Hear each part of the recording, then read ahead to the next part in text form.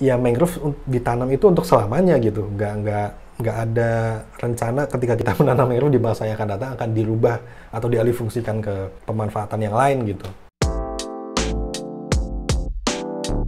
Salam mangrover. Di video kali ini saya akan membahas mengenai langkah-langkah apa saja yang harus dilalui untuk melakukan kegiatan atau untuk merencanakan sebuah kegiatan penanaman mangrove ya. Sebenarnya kalau kita berbicara mengenai cara menanam mangrove itu di seluruh kawasan Indonesia, di pesisir itu mempunyai karakteristik ataupun caranya masing-masing gitu.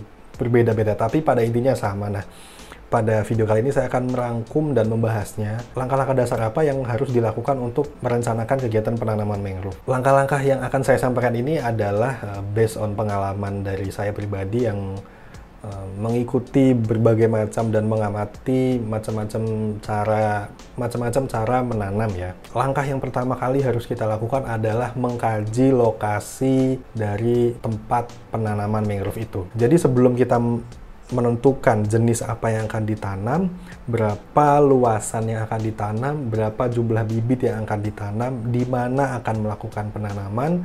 Jauh sebelum itu kita wajib dulu yang namanya adalah survei lokasi penanaman mangrove-nya. Apa aja nih yang disurvei? Yang pertama, substratnya.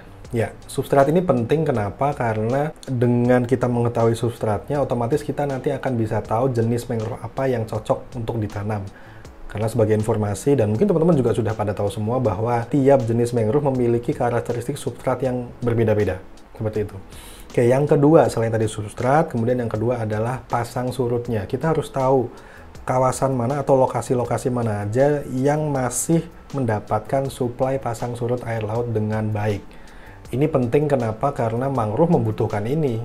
Kebutuhan utama mangrove adalah pasang dan surut air laut. Kemudian yang ketiga, kita harus mengamati juga mangrove apa yang sudah existing di sana. Misalkan di kawasan itu ada gerombolan rhizopora. Nah, barangkali kita sudah bisa menjustifikasi bahwa oh, di sini ada rhizopora, berarti bisa jadi kita yang cocok menanam juga jenis rhizopora. Kemudian selanjutnya yang keempat, dan ini mungkin yang paling penting adalah status lahan atau status kawasan. Dan ini merujuk ke kepemilikan lahan itu sendiri. Lahan itu dimiliki oleh siapa?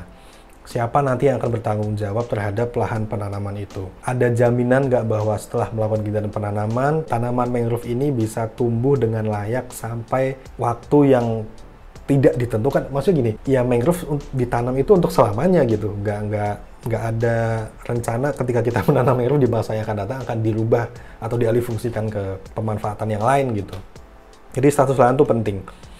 Jangan sekali-kali melakukan kegiatan penanaman di lokasi yang status lahannya itu belum jelas kepemilikannya, atau bahkan sudah jelas tapi peruntukannya untuk kegiatan yang lain.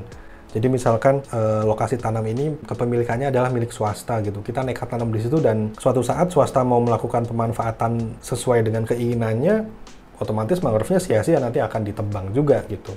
Dan ini kerap kali terjadi juga. Beberapa kali saya menemui dan pernah juga mengalami sendiri melakukan kegiatan penanaman, 4-5 tahun kemudian ternyata itu dialih fungsikan untuk kegiatan yang lain. Dan akhirnya jadi pengalaman yang berharga untuk melakukan kegiatan penanaman, tapi lokasi status lahannya belum jelas gitu, belum terjamin gitu intinya. Nah itu tadi, jadi pertama tadi substrat, kemudian yang kedua pasang surut air laut, kemudian yang ketiga existing mangrove-nya ada apa aja di sana, kemudian yang keempat adalah status lahannya. Nah kemudian mungkin yang kelima ya, ini saya tambahkan lagi, yang kelima adalah luas kawasan. Luas kawasan ini penting karena nanti kaitannya dengan jumlah bibit yang akan ditanam. Nah jika kelima hasil dari survei ini 5 kita udah pegang, maka kita sudah bisa akan dapat jenis mangrove apa aja yang cocok ditanam di lokasi ini. Melihat substratnya, melihat pionirnya, existing mangrove-nya, kemudian melihat pasang surutnya. Dan perlu diingat, mangrove itu ada 3 kategori ya, mangrove mayor, minor, dan asosiasi, dan itu kita bisa kombinasikan untuk kegiatan penanaman mangrove, karena rehabilitasi mangrove yang baik itu adalah dengan melakukan kegiatan penanaman yang jenisnya tidak hanya fokus pada satu jenis aja, tapi kalau bisa lebih. Contohnya misalkan mewakili dari tiap kategori mangrove yang ada, mayor 1, minor 1, asosiasi 1.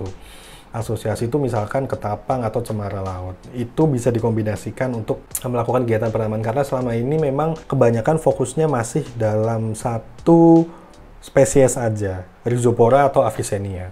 Itu untuk di Pantura Jawa. Survei pendahuluan atau survei lokasi penanaman mangrove sudah kita lakukan. Kemudian langkah apa selanjutnya yang harus kita lakukan? Langkah selanjutnya adalah menentukan bibit yang akan ditanam. Dari hasil itu kita udah bisa tahu nih, rekomendasi dari hasil survei lapangan ini udah muncul nih Rhizopora, Avicennia, Soneraceae, kemudian ada cemara laut, ada ketapang. Nah, misalkan kita spesifik, sesuai dengan rencana programnya, Rhizopora menjadi pilihan kita untuk kita tanam gitu.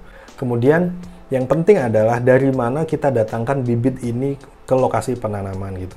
Kita beli bibit di mana? Atau kita membibitkan sendiri? Karena tidak semua lokasi penanaman itu dekat dengan lokasi pembibitan. Yang perlu digarisbawahi adalah usahakan bibit berasal dari lokasi terdekat kegiatan penanaman. Contoh, lokasi penanamannya di Demak. Kalau bisa bibit didatangkan juga dari Demak gitu. Ataupun dari negara tetangga, dari Semarang ataupun di Kendal gitu. Itu masih oke. Kenapa bibit diupayakan harus berasal dari daerah yang terdekat dari lokasi penanaman? Karena yang pertama adalah kaitannya sama transport bibit itu sendiri. Jadi kalau misalkan bibit berasal dari luar kota dan itu cukup jauh, tentu proses perjalanan dari asal bibit ke lokasi tanam itu membutuhkan waktu yang lama dan itu bisa jadi membuat menurunnya kualitas bibit setelah menjalani proses perjalanan itu tadi ya, di transport ya. Selanjutnya adalah, tadi apa sih? Bibit udah nih ya, bibit udah di bingung sendiri. Selain itu juga ada faktor biologis yang biasanya dianalogikan bibit yang berasal dari lokasi terdekat itu lebih bagus karena kondisi lingkungannya mirip sehingga bibit bisa cepat untuk beradaptasi terhadap kondisi lingkungan di lokasi penanaman yang baru gitu. Langkah selanjutnya harus dilakukan adalah menentukan jumlah bibit yang ditanam. Tadi di survei awal, di survei pendahuluan lokasi penanaman, kita udah dapat luasan dari lokasi potensi untuk penanaman ya. Dan itu biasanya dalam bentuk peta ya, layout peta yang kita bisa lihat dari Google Earth dengan mudah. Kita bisa hitung berapa luasannya, kita bisa digitasi. Luasannya misalkan 1 hektar. Berarti kalau misalkan kita merencanakan kegiatan penanamannya 1 kali 1 jarak tanamnya, 1 kali 1 meter, dengan luasan lahan 1 hektar, berarti kita membutuhkan 10.000 bibit. Jadi survei pendahuluan ini juga mempermudah kita untuk mengkalkulasikan jumlah berapa banyak bibit yang harus kita beli gitu, yang harus kita tanam gitu. Dan ini juga penting, harus diingat bahwa biasanya dari 100% jumlah total bibit mangrove itu kita tidak akan tanam semuanya.